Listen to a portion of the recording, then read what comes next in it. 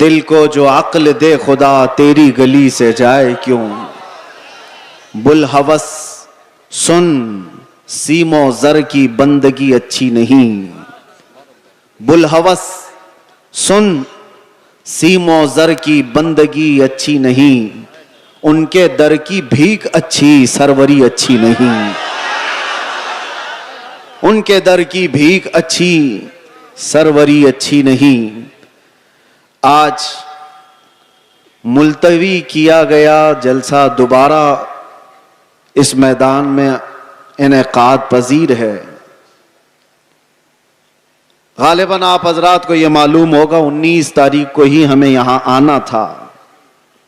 बहुत सारे लोगों ने अफवाहें भी फैला दी होंगी कि ये तारीख देते और आते नहीं हैं। इसीलिए बेचारे जो एयरपोर्ट पर हमें लेने आए थे वो जब तक देखे नहीं उन्हें यकीन भी नहीं था। कभी कभार ऐसे हालात पेश आ जाते हैं, इंसानी तकाजा है, बशरियत का तकाजा है। और मैंने पांसकुरा वालों से कहा था जिंदगी बाकी रही तो मैं खुद अपने तमाम तर मसरूफियात खत्म करके चलकर यहां जरूर आऊंगा इंशाअल्लाह। और इन लोगों की मोहब्बत मुझे पता है। छोटी जगह से लेकर आज एक बड़े मैदान में आप तब्दील होकर नजर आ रहे हैं। लेकिन मुझे बताओ,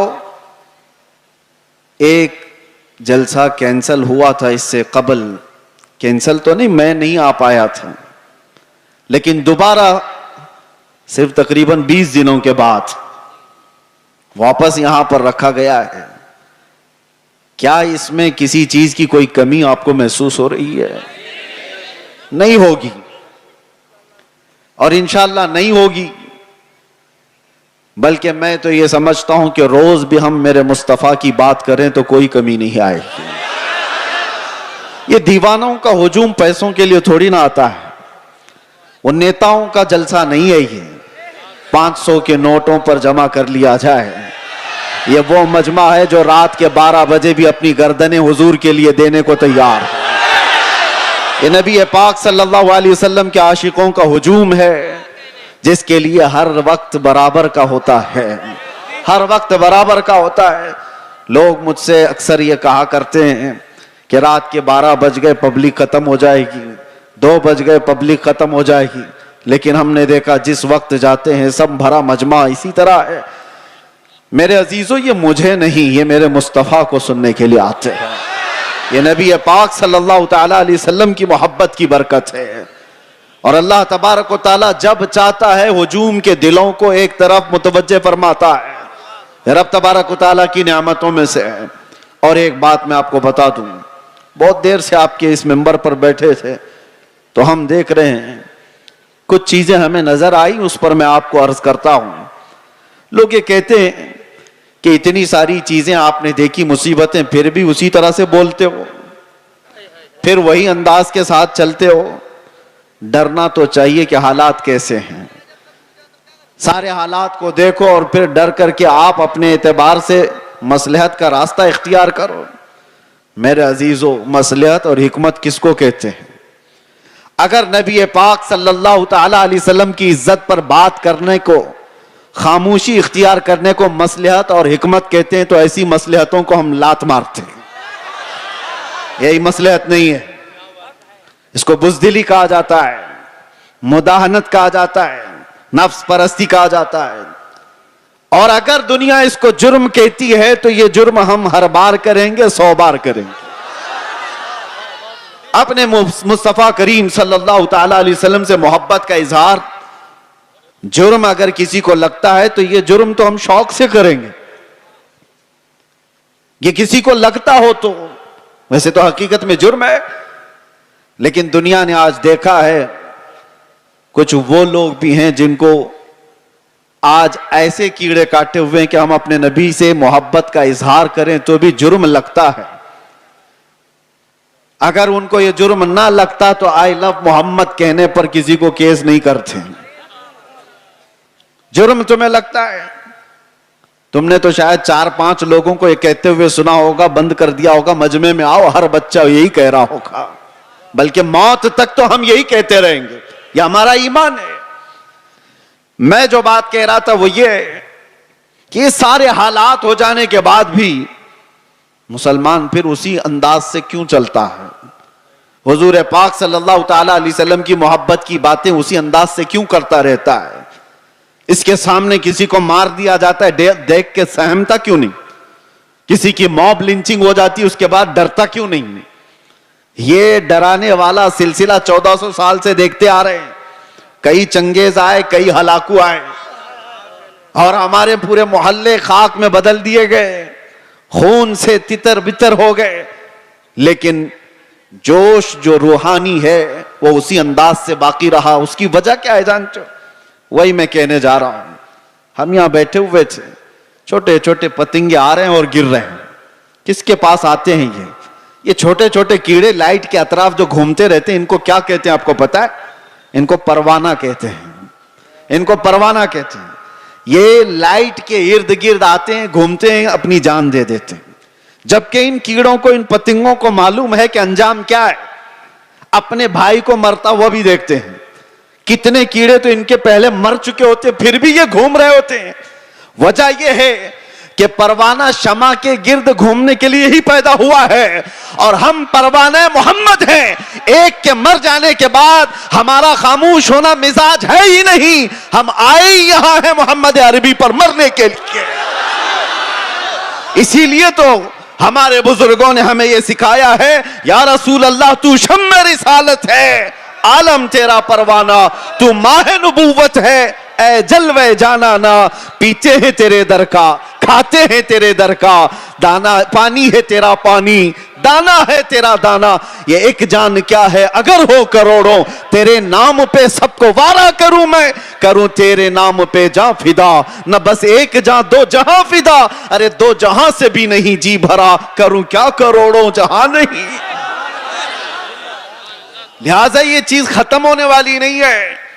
इसीलिए शायर ने बहुत पहले ये कहा था कि लोगों ने ये दुनिया में देखा है, सबसे अजीम हस्ती मेरे मुस्तफा करीम सल्लल्लाहु अलैहि वसल्लम के खानदान की, खानदाने मुस्तफा का चश्मो चिराग जो करबला में प्यासा शहीद किया गया, बच्चों समेत कत्ल कर दिया गया। उस हुसैन आजम का उस वक्त जो मकाम था, उनके मकाम को कोई नहीं पहुंच सकता था। उस अजीम हस्ती को शहीद करके क्या इस दीन के धारे को रोक दिया गया? क्या दीन इस्लाम का धारा रुक गया, खत्म हो गया? नहीं हुआ। उसके बाद बहुत सारी अजीम हस्तियां आईं जो राहे खुदा में शहीद होती चली गईं। हिंदुस्तान की सरजमीन भी इससे लाल हुई है। यहां उस किफायत अली काफी की आवाज गूंजती रहेगी और हर आने वाला आलिम तुम्हें सुनाता रहेगा, 3000 कुत्तों ने एक आलिम दीन को गिरफ्तार किया था। अंग्रेजों की बात कर रहा हूं। फिर यहां पर आकर के फिर मुझे ले जाएं कहीं कुत्ता इनको कह दिया। जो जिसको समझे, जो जिसको समझे। अंग्रेजों को तो कह सकते हैं ना। जिसके अंदर मेरे अजीजों ये बुज़दिली की कैफियत थी और किफायत अली काफी को गिरफ्तार करके सूली पर चढ़ाया गया था। जुर्म क्या था? इश्क मुस्तफा में बोलता था, मोहम्मद अरबी सल्लल्लाहु अलैहि वसल्लम का दीवाना बनाता था लोगों को, और किसी तरह की फसाद, किसी तरह के फितने और फसाद को अपनी जमीन पर बर्दाश्त नहीं कर पाया तो सूली पर चढ़ा दिया गया एक आलिम दीन को। और आम आलिम दीन नहीं, जिसकी इज्जत, जिसका एहतराम इमाम अहले सुन्नत फाजिल बरेलवी किया करते हो। लेकिन मेरे अजीजों, फांसी पर अंग्रेज चढ़ा रहे थे, मजमा देख रहा था, तब भी किफायत अली काफी के पेशानियों पर कोई शिकन नहीं, कोई फिक्र नहीं, ना जिस्म के अंदर कोई कपकपी, खौफ और हिरास, बल्कि फंदे पर चढ़ने से पहले यूं कहा था, कोई गुल बाकी रहेगा न चमन रह जाएगा, पर रसूलुल्लाह का दीने हसन रह जाएगा। सब फना हो जाएंगे काफी वो, लेकिन हश्र तक नाम हजरत का जुबानों पर चलन रह जाएगा। क्या किया अंग्रेजों ने? 8 दिन तक जश्न मनाया था। किफायत अली काफी को हमने फांसी पर चढ़ा दिया। फांसी पर चढ़ाने से पहले 8 दिन तक किफायत अली काफी के जिस्म पर गरम इस्त्री फेरते थे और जब जख्म होता था तो उस पर नमक छिड़कते थे। उस आलिम दीन को उन्होंने बहुत आजमाइशों में मुब्तला किया, लेकिन वो टस से मस नहीं हुआ। शहीद होने के बाद 8 दिन तक तो जश्न मनाते रहे, ये सोचते हुए कि अब जगाने वाला खत्म हो गया, एक ऐसा जो बोलने वाला था बंद हो गया। उन जालिमों को खुदा का ये दस्तूर नहीं मालूम। मुरादाबाद शहर में इन्होंने इस किफायत अली काफी को फांसी पर चढ़ाया था, और वही जमाना है 100 किलोमीटर दूर बरेली में अल्लाह ताला इमाम अहमद रजा को पैदा कर रहा है। और वो इमाम अहमद रजा जब जवानी में तशरीफ लाए तो फिर पूरी कौम की गुत्थियों में इश्क़े मुस्तफा पिला दिया। हर जगह से आवाज आने लगी, हर जगह से आवाज आने लगी, सबसे आला वो औला हमारा नबी, सबसे बाला वो बाला हमारा नबी। बच्चे बच्चे की जुबानों पर इश्क़े मुस्तफा सल्लल्लाहु ताला अलैहि वसल्लम की सदाएं गूंजने लगी। मैं मिसाल इसलिए अर्ज कर रहा हूं, सारे मिलकर के इन चिरागों को बंद करने की कोशिश करते रहेंगे तब भी यह मुमकिन नहीं। मेरा रब कुरान में फरमाता है, ये अपने मुंह के फूकों से अल्लाह के चिराग को बुझाना चाहते हैं, और अल्लाह सुबह क़यामत तक अपने चिराग को रोशन रखेगा। एक तुम बंद करोगे, रब ताला दूसरा पैदा फरमाएगा, दूसरा पैदा होगा। इसलिए हमें अपनी फिक्र नहीं है, हमने जो जीना था वो जी लिया है। मगर ऐ मुसलमानों, आपसे मैं ये गुजारिश करूंगा, इस जमाने में तुम्हारे लिए सबसे बड़ी दौलत जिसका हर डाकू इंतजार में है लूटने के लिए, हर चोर तुम्हारे पीछे है छीनने के लिए, वो दौलत तुम्हारी टोपी, तुम्हारी दाढ़ी, तुम्हारे कुर्ते, तुम्हारे जुब्बे, तुम्हारे घर गाड़ी बंगले नहीं है। आला हजरत को सुनो, कहते हैं आंख से काजल साफ चुरा ले, या वो चोर भला के हैं, तेरी गठरी ताकी है और तूने नींद निकाली है। कौन सी चीज है जिसके सब चोर दुश्मन अतराफ में हैं? कौन सी चीज छीनना चाहते हैं? 100 साल पहले इकबाल ने भी इसका इशारा करके कहा था। अंग्रेज ये कहते थे, ये फाका कश मौत से डरता नहीं जरा। सबको पता है ये मौत से डरने वाली कौम है ही नहीं। हमारे कंधे पर कफन हुआ करता है। डर उसको हो जिसे लगे कि मौत के बाद अंधेरा अंधेरा अंधेरा। डर उस कौम को क्या लगे, इधर आंखें बंद हो उधर मुस्तफा का दीदार हो, उसे डर नहीं। दुनिया ये जानती है। तो अंग्रेज क्या कहते थे, ये फाका कश, भूखा रहता है, प्यासा रहता है, मौत से डरता नहीं जरा। कौन सी चीज है इसको जो निडर बनाई हुई है? कौन सी चीज है जो इसको बेखौफ बनाई हुई है? इकबाल कहते हैं, रूहे मोहम्मदी इसके बदन से निकाल दो।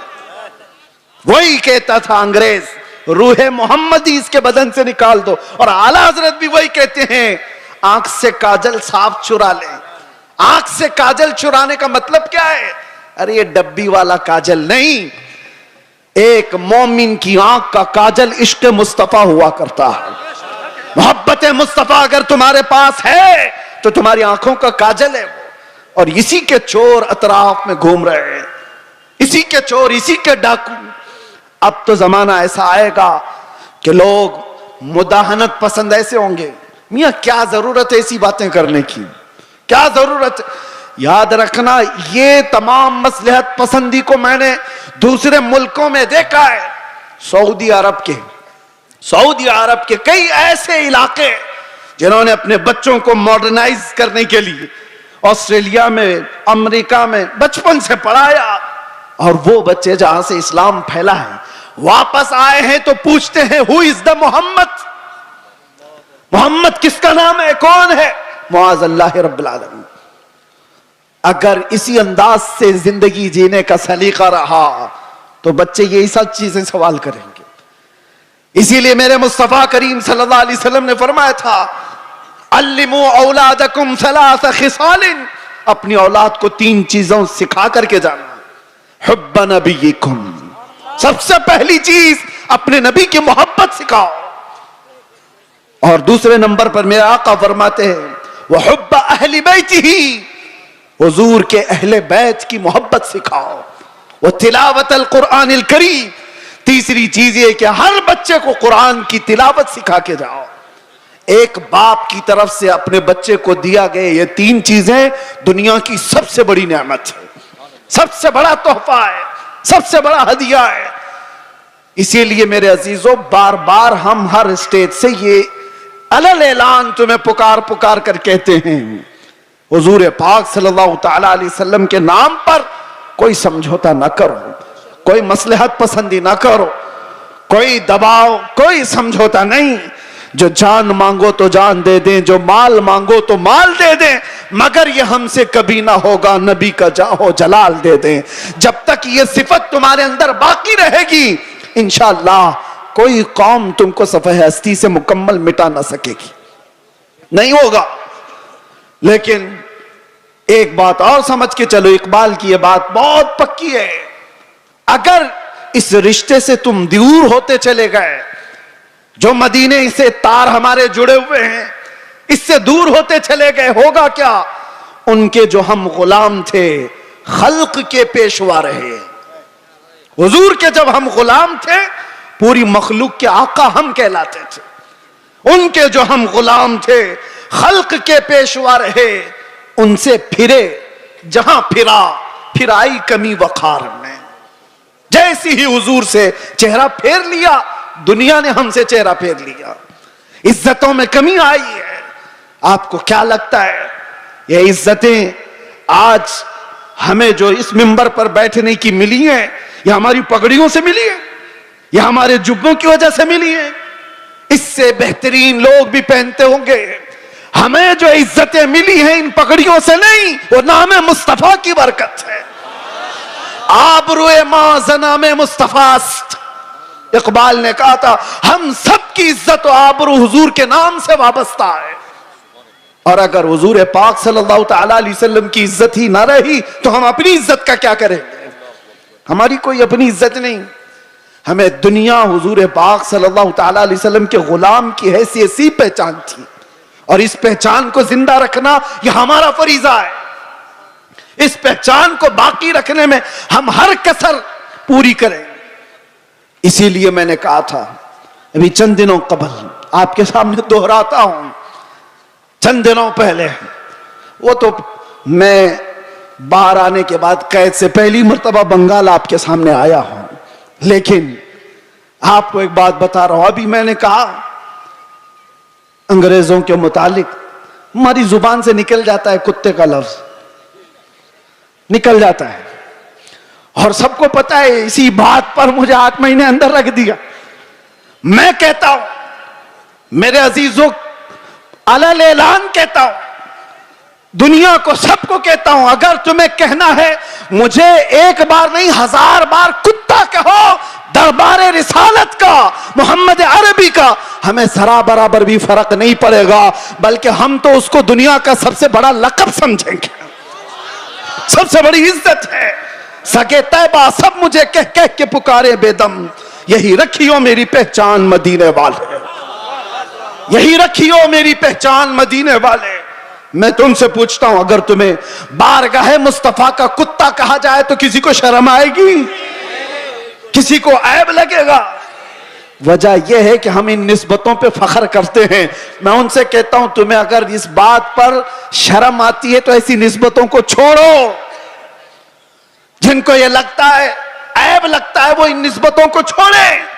आए जहां पर बंदा हुजूर के दरबार में अपने आप को कुत्ता भी कहता है तो उसे फख्र महसूस होता है, लेकिन इसका मतलब ये नहीं। हमने बारगाह मुस्तफा में अपनी निस्बतें खाकिस्तर होने के अंदाज से पेश तो की, मगर मेरे मुस्तफा की गैरत देखो। रसूल पाक सल्लल्लाहु अलैहि वसल्लम ने हमें मजमे में कुत्ते की हैसियत से नहीं पेश किया, जिस मजमे में गए शेर की हैसियत से पेश फरमाया। ये सिर्फ हमारे लिए नहीं है, जो भी बारगाह मुस्तफा की निस्बत पर फख्र करता है, दुनिया उसे हल्के में नहीं लेगी, फिर अल्लाह तबारक व तआला उसकी इज्जतें बढ़ा देता है।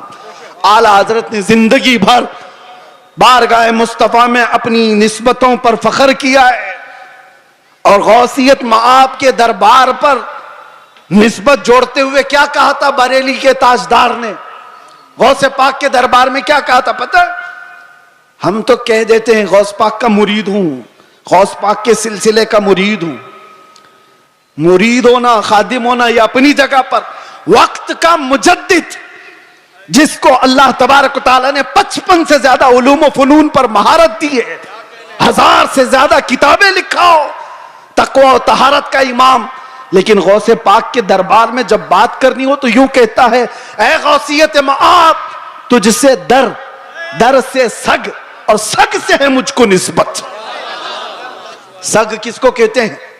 सग कुत्ते को कहते हैं। आला हजरत कहते हैं, या गौस तुझसे दर, दर से सग, और सग से है मुझको निस्बत।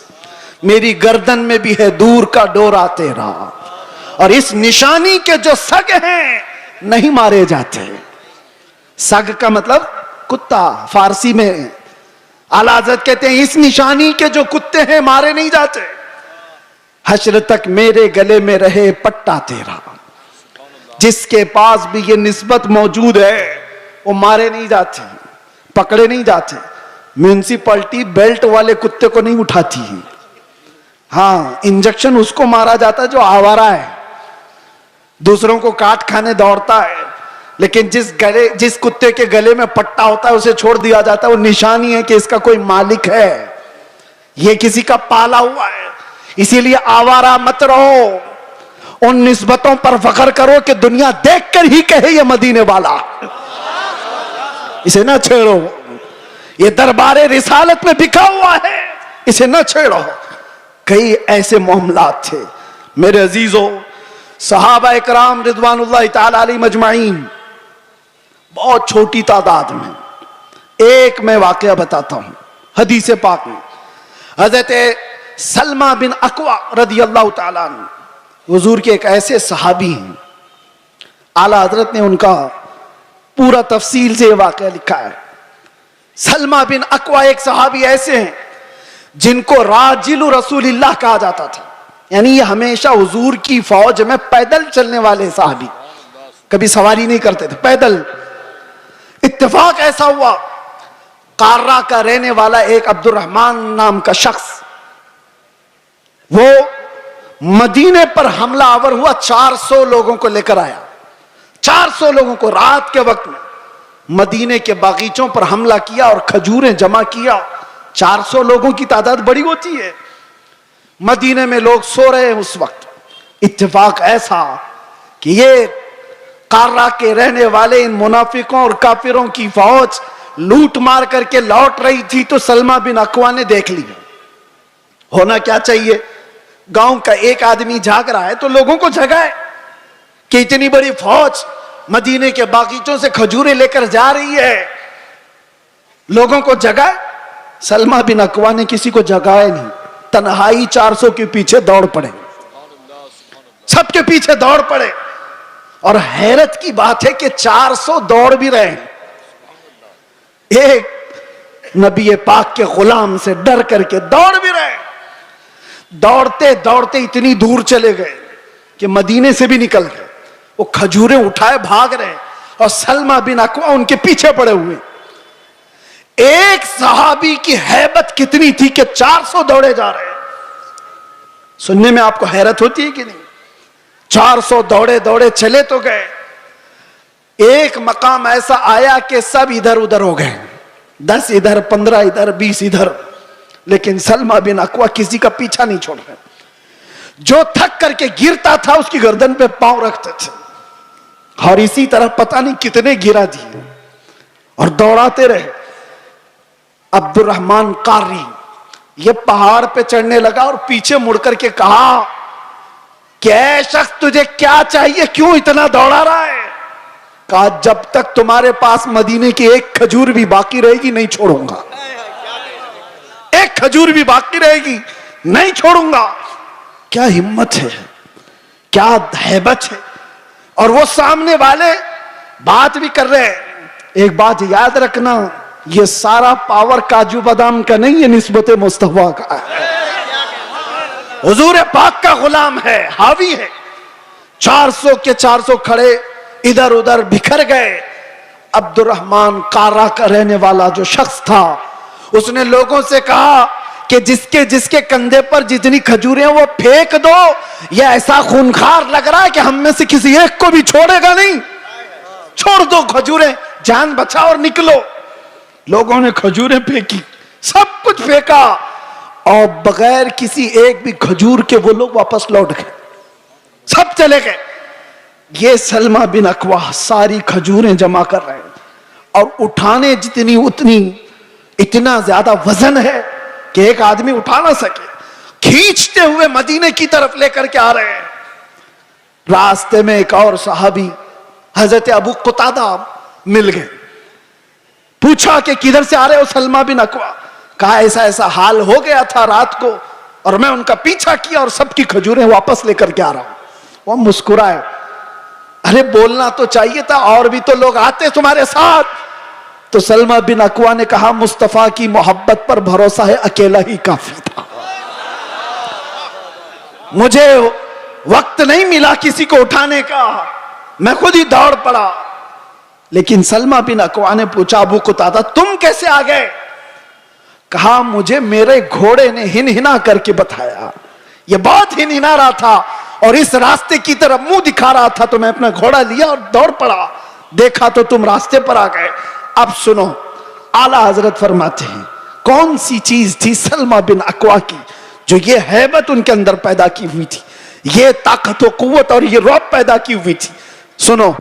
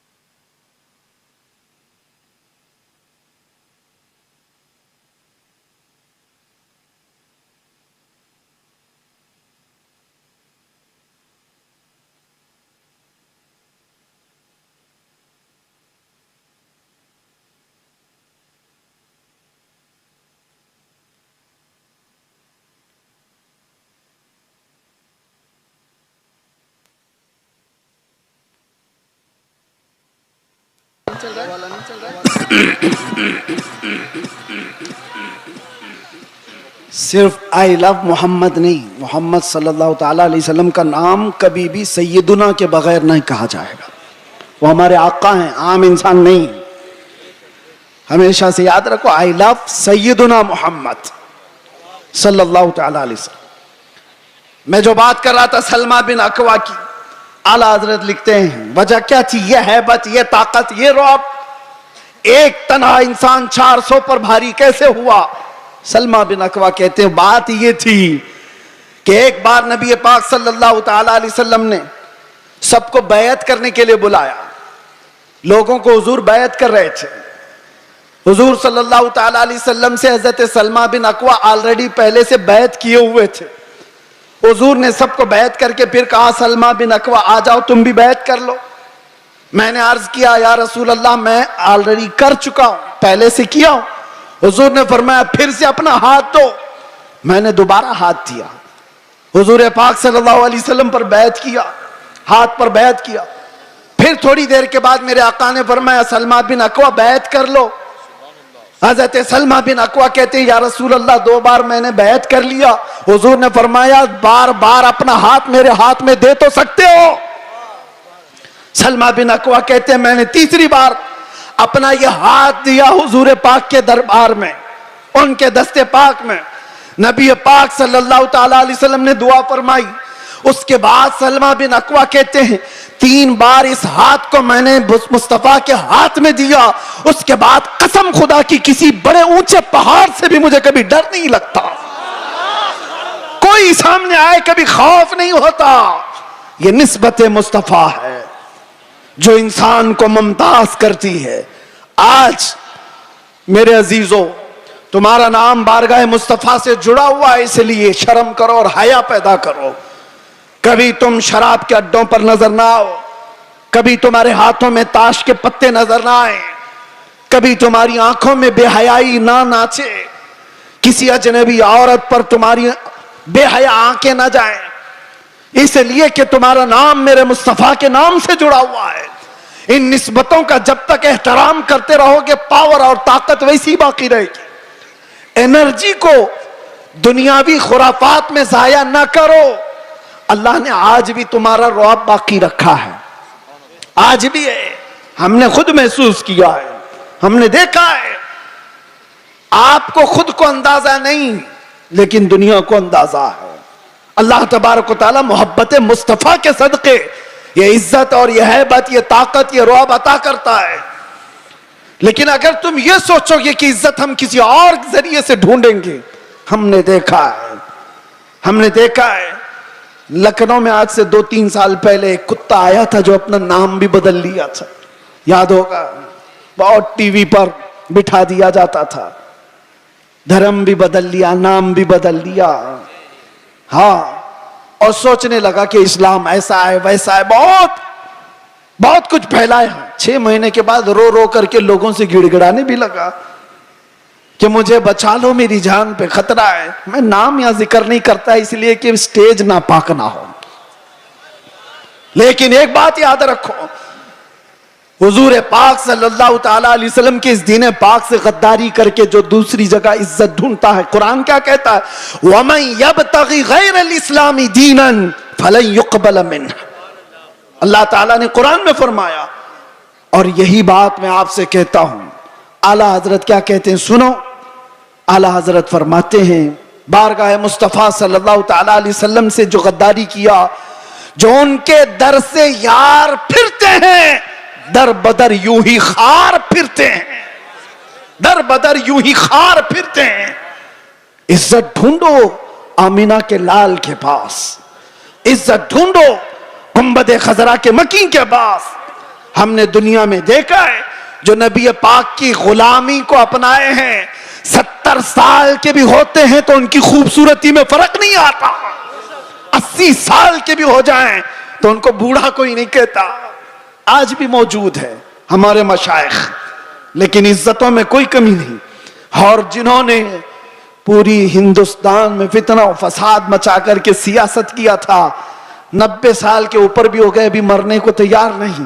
ऐसे बहुत सारे लीडर बैठे हुए हैं जिनको कोई पूछता भी नहीं, अखबार के किसी कोने में उनका नाम भी नहीं।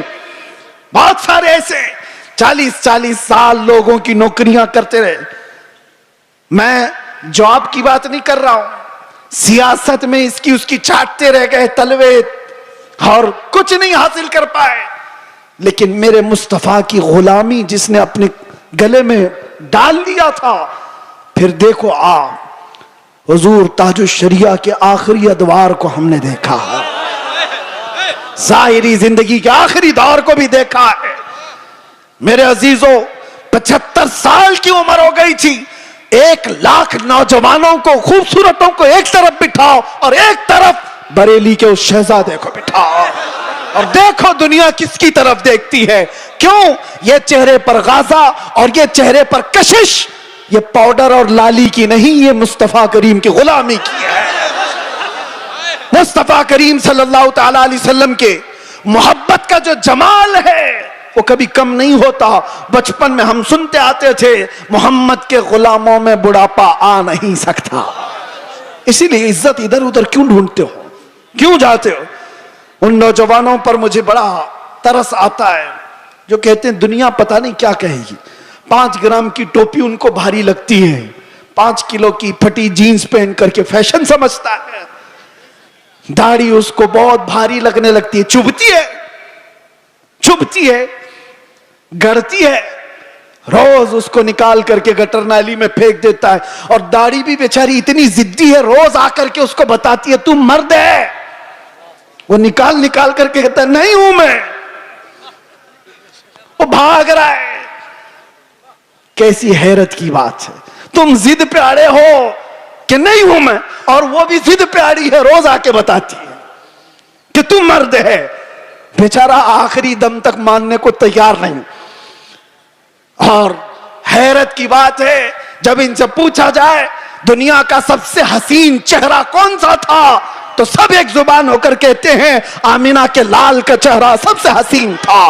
फिर मैं पूछता हूं, उस आमीना के लाल के चेहरे पर जब दाढ़ी थी तो तुझे ऐब क्यों लगती है, तुझे बुरी क्यों लगती है?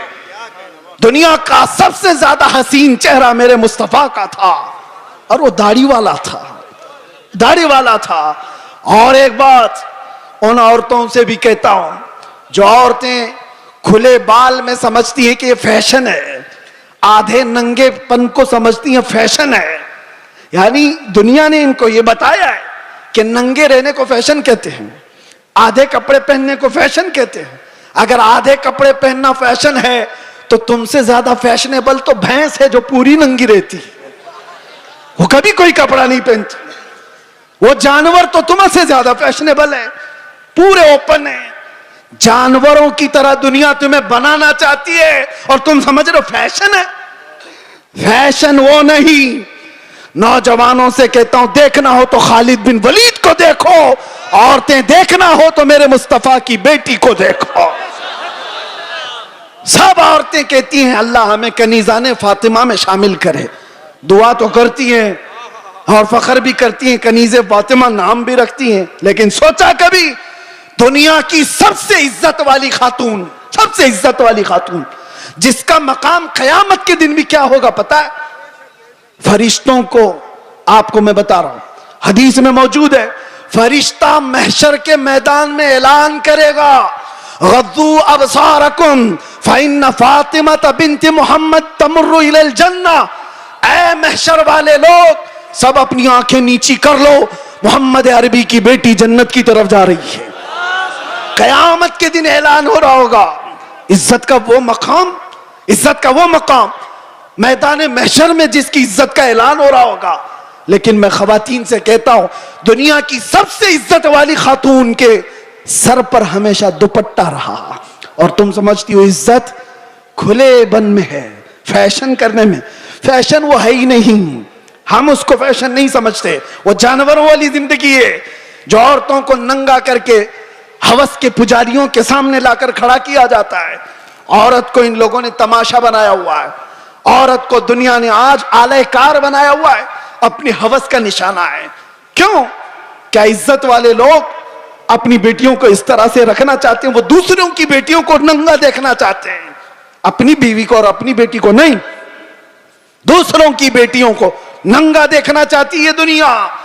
इसलिए मेरे अजीजों, दुनिया के प्रोपेगंडे पर ना जाओ, इज्जत तुम्हें मेरे मुस्तफा के कदमों में मिलेगी। और सहाबा कराम ने यह नुक्ता महसूस किया था, इसलिए कभी उन्होंने दुनिया क्या कर रही है, दुनिया कैसे चल रही है, उसकी तरफ देखा ही नहीं। वो पैबंद लगे कपड़ों में भी जाते थे तो बादशाह भी खड़े हो जाया करते थे, वो बगैर चप्पल के भी जाते थे तो पूरे इलाके फतह करके लौटते थे। उन्होंने कभी उन तमाम चीजों में इज्जतें नहीं ढूंढी। एक साहबी हज़रत नौमान एक मुल्क में सफीर बन करके गए थे मेरे मुस्तफा के। सफीर समझते हो ना, एम्बेसडर, कासिद। और जब हुजूर पाक के सफीर बन करके ये सहाबी गए तो जिस मुल्क के बादशाह के पास ये जा रहे थे, उस बादशाह ने बहुत सुन रखा था, चर्चा सुन लिया था अरब के इनकलाब का, मेरे मुस्तफा सल्लल्लाहु अलैहि वसल्लम के दीवानों के हुजूम का। तो उसने क्या किया? इंतजामात किया, तैयारियां की, कालीन बिछाया। रेड कारपेट आज भी किसी के लिए बिछाया जाता है, रेशम का कालीन बिछाया, सोने से कलाई की हुई कुर्सी लगा दिया कि मोहम्मद अरबी का सफीर आ रहा है। बादशाह खुद मुसलमान नहीं था लेकिन इज्जत कर रहा था।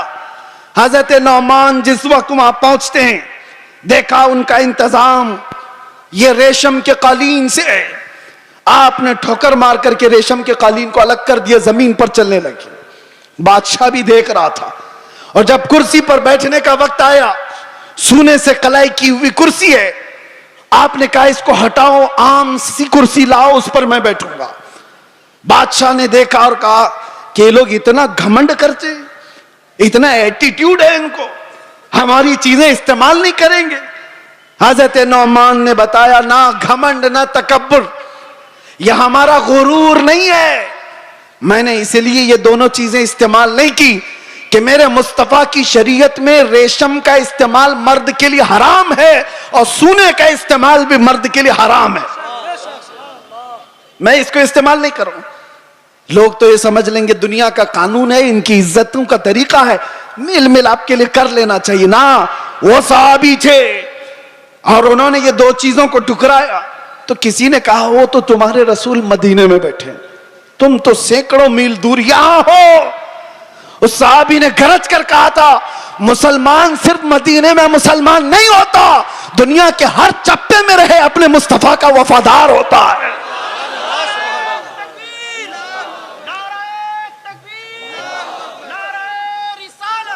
अपने नबी का वफादार होता है।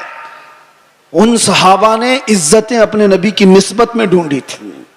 आज लोग ये समझते हैं कि दुनिया की चकाचौंध में रंग जाने में इज्जत मिल जाएगी, कुछ नहीं मिलने वाला है। जिंदगियां गुजर जाएंगी, लोगों की ठोकरों पर ही जीते रह जाओगे, लोग उछालते रह जाएंगे। हाँ, नबी पाक सल्लल्लाहु ताला अलैहि वसल्लम से वफादारी और उनकी मोहब्बत में जो इज्जत है, मैं कहता हूं चंद तकलीफें तो आ सकती हैं, लेकिन कल्ब का जो सुकून है वो दुनिया की झोलियों में कभी नहीं मिलेगा। अल्हम्दुलिल्लाह हमने ये चीज महसूस भी किया है। दुनिया जिस तरह भी तकलीफ देने की बात करती हो, लेकिन मुस्तफा करीम की याद हमें सुकून बख्श देती है। उनकी यादें हमें दिल की तमानीनत अता कर देती हैं।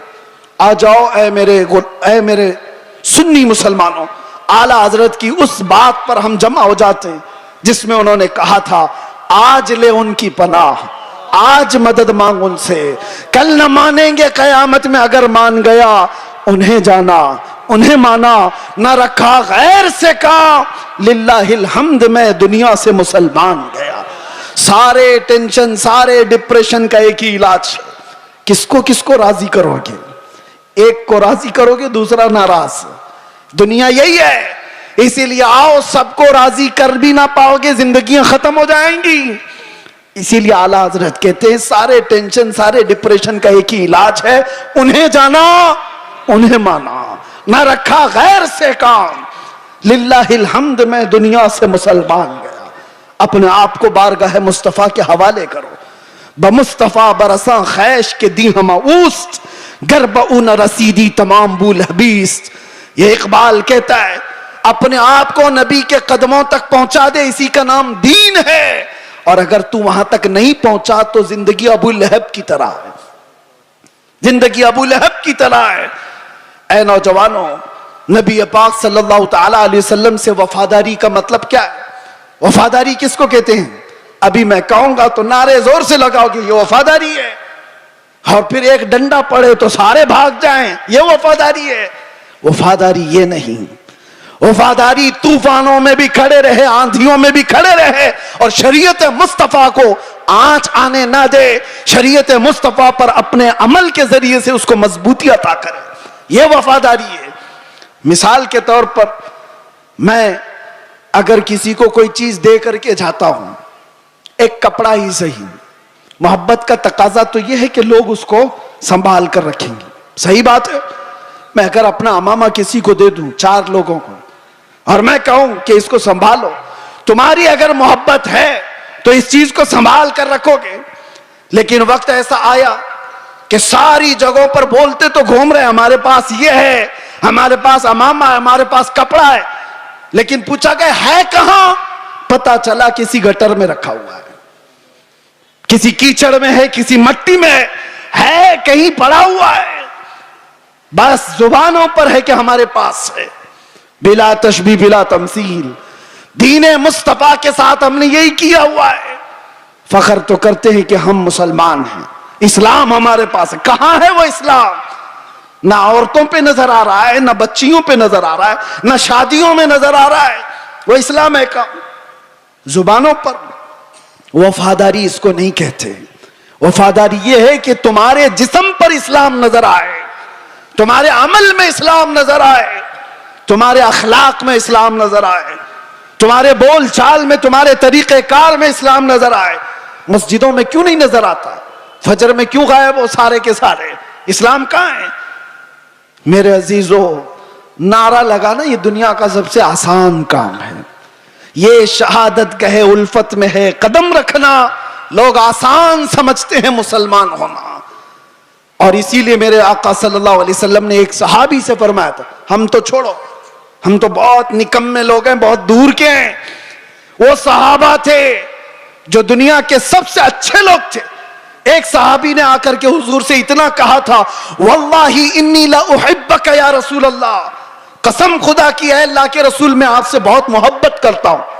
हुजूर ने क्या फरमाया जानते हो? उन्जुर मादा तकूल, सोच के बोल क्या कह रहा है।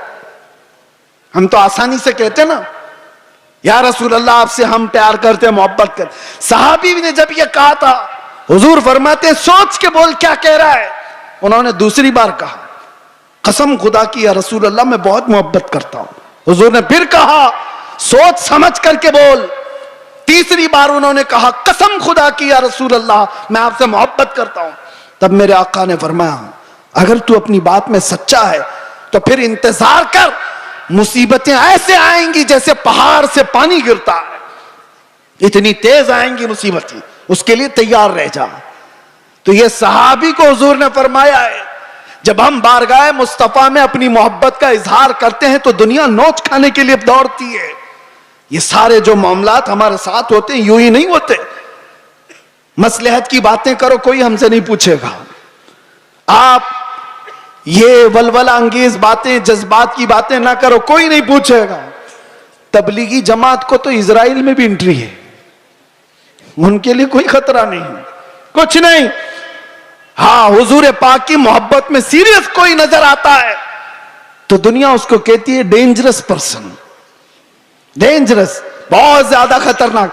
हुजूर से मोहब्बत करने वाले पर ये दुनिया के सारे सोशल साइट्स, फेसबुक, इंस्टा, ये सब बैंड लगा देते हैं। ये सारी वीडियोस नहीं आना चाहिए इसकी। हुजूर की मोहब्बत की बात करता है और सीरियस करता है। पता ये चला मेरे अजीजों, असल ईमान यही है जिससे दुनिया को खौफ है। लेकिन आपको मैं ये कहता हूं, नबी पाक सल्लल्लाहु ताला अलैहि वसल्लम की इस मोहब्बत का इजहार करने के बाद आप पर चाहे जितनी भी मुसीबतें आए, जमे रहोगे, डटे रहोगे, तो रब फरमाता है ततनज़्ज़लु अलैहिमुल मलाइका, तुम पर अल्लाह के फरिश्ते उतारे जाएंगे। वो ये कहते हुए आएंगे, ला तखाफू वला तहज़नू, घबराओ मत, डरो मत, अनकरीब अल्लाह ने जिस जन्नत का वादा किया है वो जन्नत तुम्हारे इंतजार में, डरो मत, घबराओ मत। इसीलिए मेरा आखिरी ये मैसेज है सबको कि मुस्तफा करीम सल्लल्लाहु ताला अलैहि वसल्लम के दरबार में अपने आप को सुपुर्द करने का मतलब ये, उनकी शरीयत ताहरा को जिंदा रखो। हालात इतने पेचीदा होते चले जा रहे हैं, दुनिया की सबकी नजरें तुम्हारी तरफ है, तुम्हारे अखलाक की तरफ, तुम्हारे किरदार की तरफ। और याद रखना, मैं आज इजहार भी कर देता हूं, मोहब्बत मुस्तफा का मतलब ये नहीं है कि किसी जगह अपने आप को बम बांध करके ब्लास्ट कर ले। ये सुन्नियों का शिवा नहीं, ये आशिक रसूल का शिवा नहीं है। आशिक रसूल खुले मैदान में बात करता है, खुले मैदान में बात करता है। ये तमाम चीजें जो हरकतें हिंदुस्तान की सरजमीन पर हो या दुनिया की किसी सरजमीन पर, आतंकवाद जिसको कहा जाए, दहशतगर्द जिसको कहा जाए, टेररिज्म जिसको कहा जाए, इश्क मुस्तफा से उसका राई के दाने के बराबर भी ताल्लुक नहीं होता। हम ऐसे लोगों को नहीं जानते, ऐसे लोगों को नहीं मानते। और नौजवानों, ऐसा कभी कोई बहकाए तो कान खड़े कर लेना तवज्जो से, क्या अपने आप को हिलाकत में डालना, कुरान कभी इसकी इजाजत नहीं देता।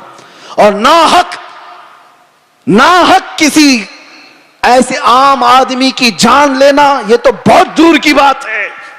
इस्लाम तुम्हें बिल्ली को भी अगर बांध करके रखा और खाना पानी नहीं दिया, मर गई तो जहन्नम में चला जाएगा।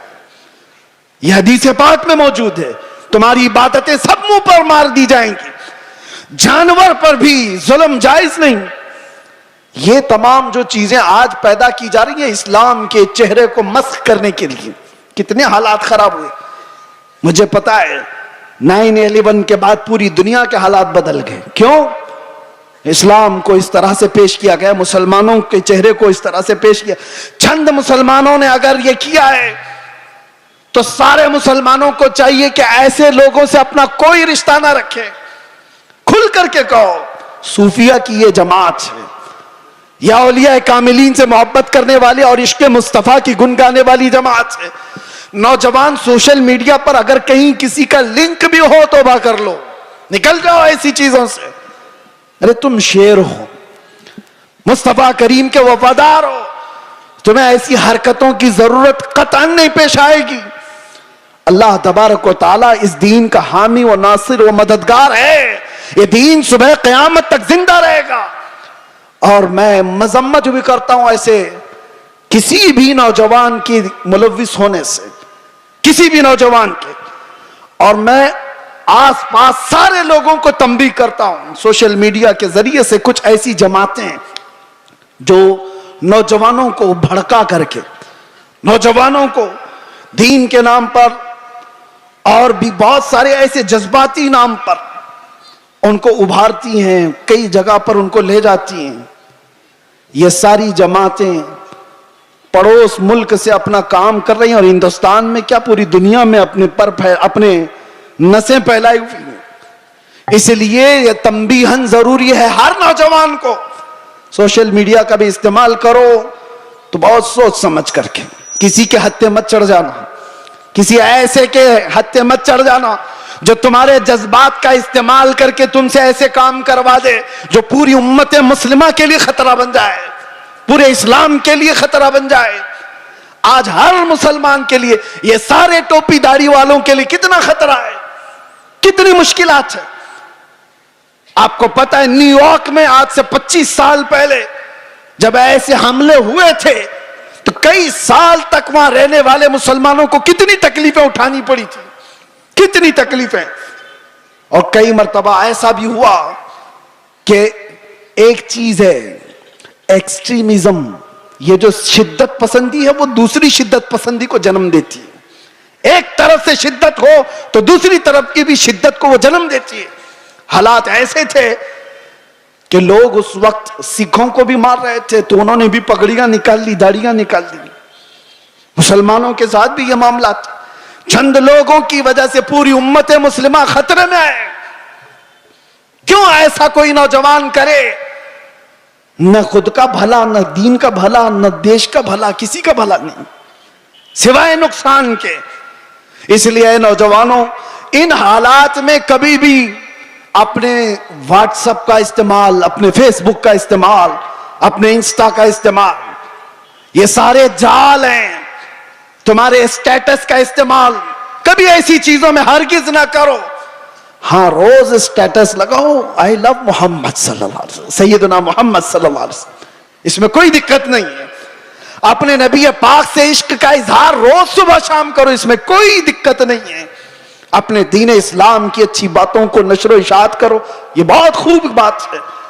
लेकिन कुछ ऐसी गतिविधियों के साथ तुम जुड़े रहोगे तो खुद को भी खतरे में डालोगे, खानदान को भी और कौम को भी, पूरी उम्मत को भी। और अल्लाह कुरान में फरमाता वला तुल्कू बिअयदीकुम इला तहलुका, अपने आप को हिलाकत में हरगिज मत डालना। और जो हिलाकत में खुद अपने आप को डालता है वो सुसाइड करने का जुर्म यह है कि वो डायरेक्ट जहन्नम में जाएगा, डायरेक्ट जहन्नमी है, खुदकुशी करने वाला। तौबा करें इन तमाम चीजों से और अपने आप को बर्बाद होने से बचाएं। अल्लाह तबारक व तआला इस उम्मत मुस्लिमा पर रहम व करम फरमाए। हमारे हालात को रब तबारक व तआला अमन व अमान अता फरमाए, हमारे इस मुल्क को अमन व अमान अता फरमाए। जालिमों के जुल्म से अल्लाह हिफाजत फरमाए, बुरी नजर से अल्लाह हमारी हिफाजत फरमाए। आखिर में फिर मैं ये कहूंगा, ना इधर उधर की बातें करें, चलो आमिना के लाल की बातें करें। हुजूर पाक सल्लल्लाहु अलैहि वसल्लम की बातों से जो इज्जतों में इजाफा है वो किसी और में नहीं। सैयदना उमर इब्न खत्ताब फरमाते हैं, लोग मुझे खत्ताब का बेटा उमर कहते थे, लेकिन जब मुस्तफा करीम की निस्बत आ गई तो लोग अब खत्ताब का बेटा उमर नहीं अमीरुल मोमिनीन कहकर पुकारते हैं और खलीफतुर रसूलुल्लाह कहकर पुकारते हैं। ये इज्जतें हैं मेरे अजीजों। खालिद बिन वलीद 125 जंगों में गए, किसी जंग में शिकस्त नहीं हुई। पूछा गया तो कहते हैं हर जंग में अल्लाह फतह इसलिए अता करता है कि मेरी टोपी में हमेशा हुजूर के 3 मुँह मुबारका हुआ करते हैं। उस निस्बत पर वो फख्र किया करते थे। आज आओ हम भी उन्हीं निस्बतों पर फख्र करें। दुनिया की निस्बतें हमें न यहां सुरखरू करेंगी न वहां पर। बारगाह मुस्तफा से जो वाबस्ता हुआ उसका हाल ये है, जब तक बिके न थे तो कोई पूछता न था। या रसूल अल्लाह तुमने खरीद कर हमें अनमोल कर दिया। लब्बैक या रसूल अल्लाह, लब्बैक या रसूल अल्लाह, लब्बैक या रसूल अल्लाह। जिंदगी ये नहीं किसी की किसी के लिए, जिंदगी है नबी की नबी के लिए। ना समझ मरते हैं जिंदगी के लिए, जीना मरना है सब कुछ नबी के लिए। या रसूल अल्लाह, दहन में जुबां तुम्हारे लिए, बदन में है जान तुम्हारे लिए। हम आए यहां और उठे भी वहां। लब्बैक या रसूल अल्लाह।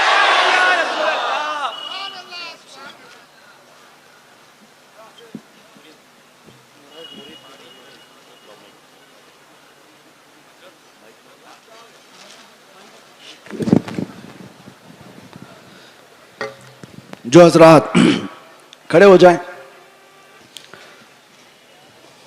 सिलसिला आलिया कादरिया की निस्बत हासिल करने के लिए मुझसे कहा गया है।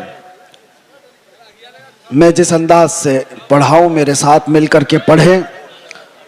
और जो ऑलरेडी किसी सिलसिला सहीहा से और मुर्शिद बरहक से मुरीद हैं, ऑलरेडी किसी से मुरीद हैं, तो तौबा करने की नीयत से मेरे साथ मिलकर के पढ़ें। औज़ु बिल्लाहि मिनश शैतानिर रजीम, बिस्मिल्लाहिर रहमानिर रहीम। मैं मर्दों को अपने अंदाज से पढ़ाता हूँ, औरतें अपने अल्फाज में पढ़ेंगी। ला इलाहा इल्लल्लाह मुहम्मदुर रसूलुल्लाह सल्लल्लाहु अलैहि वसल्लम। रज़ीतु बिल्लाहि रब्बा व बि मुहम्मदिन सल्लल्लाहु अलैहि वसल्लम रसूलन नबिय्या व बिल इस्लामी दीना व बिल कुरआनी किताबा व बिल काबती क़िबला व बिल मुमिनीना इख्वा। इलाही, मैंने तौबा की अपने पिछले तमाम गुनाहों से। अहद करता हूँ शरीयत मुस्तफ़ा पर कायम रहूँगा। फ़र्ज़ हर वाजिब को उनके वक्तों पर अदा करता रहूँगा। हर बुराई से बचता रहूँगा। इलाही, मैं वादा करता हूँ अहले सुन्नत व जमाअत के सच्चे मज़हब पर कायम रहूँगा। मैं दाखिल हुआ सिलसिलाए आलिया कादरिया में। इलाही, मुझे गौसे पाक के मुरीदों में कबूल फरमा। क़यामत के दिन उनकी जमाअत में हशर फरमा। मैंने अपनी जान, अपना माल, अपना सब कुछ अल्लाह और उसके रसूल के लिए बेच दिया, बेच दिया, बेच दिया। मैंने अपनी गर्दन नामूस से रिसालत की हिफाजत के लिए वक्फ किया, वक्फ किया, वक्फ किया। इन्नल्लाह अश्तरा मिनल मुअमिनीना अनफुसहुम व अम्वालहुम बिअन्न लहुमुल जन्नह युक़ातिलूना फ़ी सबीलिल्लाहि फ़यक़्तुलूना व युक़्तलून वअदन अलैहि हक़्क़न फ़ित तौराति वल इंजीलि वल क़ुरआन वमन औफ़ा बिअहदिही मिनल्लाहि फ़स्तबशिरू बिबैइकुम अल्लज़ी बायअतुम बिही वज़ालिका हुवल फ़ौज़ुल अज़ीम। इलाहुल आलमीन, सत्तारुल उयूब, गफ़्फ़ारुद दुनूब, क़दीर जब्बार खुदा इस महफ़िल पाक व शरफ़ क़बूलियत अता फ़रमा। इसमें जितने बच्चे, बूढ़े, जवान, मर्द व ख़वातीन हाजिर आए, मौला इस जलसे से निकलने से पहले सबकी बख्शिश का ऐलान फरमा दे। मौला, हम में जो बीमार है उन्हें शिफा अता कर, जो बेरोज़गार है उन्हें हलाल रोज़ियाँ अता कर, जो नाहक मुकद्दमे और जेलों में है उनको आज़ाद कर दे। या रब्बल आलमीन, जो बे औलाद हैं उन्हें साहब औलाद बना दे। मौला करीम, जो बेजोड़ है उन्हें नेक व सालेह रिश्ते अता फरमा। ऐ खल्लाक़े कायनात अरहमर राहिमीन, हमारी माँओं, बहनों, बच्चियों, बेटियों, बहुओं, बीवियों सबकी इज्जत व आबरू की हिफाजत फरमा। ऐ अल्लाह, हमारे ईमान और अक़ीदे की हिफाजत फरमा। क़यामत तक हमारी नस्लों में आशिक़ाने मुस्तफ़ा पैदा फरमा। हमारी औलाद को बदअक़ीदा और गुमराह होने से महफूज फरमा। या रब्बल आलमीन, या अकरमल अकरमीन, हम सबको नज़र बद से बचा। हासिदीन के हसद, शर्रीन व फित्तीन और जलने वालों के जलन से बचा। जादू, सहर, सिफली, उल्वी, हर तरह की बुरी बीमारियों से हमारी हिफाजत फरमा। ऐ रब्बे करीम, अहसन अल खालिकीन, कदीर जब्बार खुदा, इस मुल्क को हर तरह के जुल्म फसाद से बचा, हमें बरकतों वाला मुल्क अता फरमा। या रब्ब करीम अहसनल खालिकीन, तेरे हबीब पाक सल्लल्लाहु अलैहि वसल्लम की सच्ची मोहब्बत कामिला हम सबको नसीब फरमा। क़यामत के दिन तेरे नबी पाक के कदमों में जगह अता फरमा। ए अल्लाह, ए करीम खुदा, हमारी आंखें न जाने कब हमेशा के लिए बंद हो जाएं। इन आंखों के बंद होने से पहले एक बार तेरे हबीब पाक के चेहरे की जियारत नसीब फरमा। ए अल्लाह, हम सब का आखिरी वक्त मदीने में अता फरमा। तेरे नबी के कदमों में जन्नतुल बकी में दफन नसीब फरमा। दुनिया में हर आफत से बचाना मौला, उक़बा में न कुछ रंज दिखाना मौला।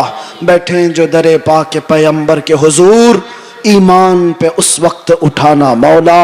इन्नल्लाह व मलाइकतहु युसल्लूना अलन नबी या अय्युहल्लज़ीना आमनू सल्लू अलैहि व सल्लिमू तस्लीमा। सलाम। या नबी सलाम अलैका, या रसूल सलाम अलैका, या हबीब सलाम अलैका, सलावतुल्लाह अलैका।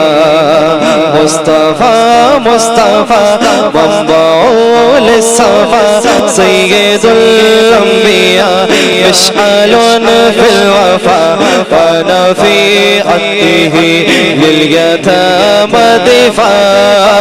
मुस्तफा खैरुल वरा हो, सरवरे गर्दो सरा हो, अपने अच्छों का तसद्दुक़ हम बदों को भी निभाओ। या नबी सलाम अलैका, रसूल सलाम, या हबीब सलाम अलैका, सलावतुल्लाह अलैका।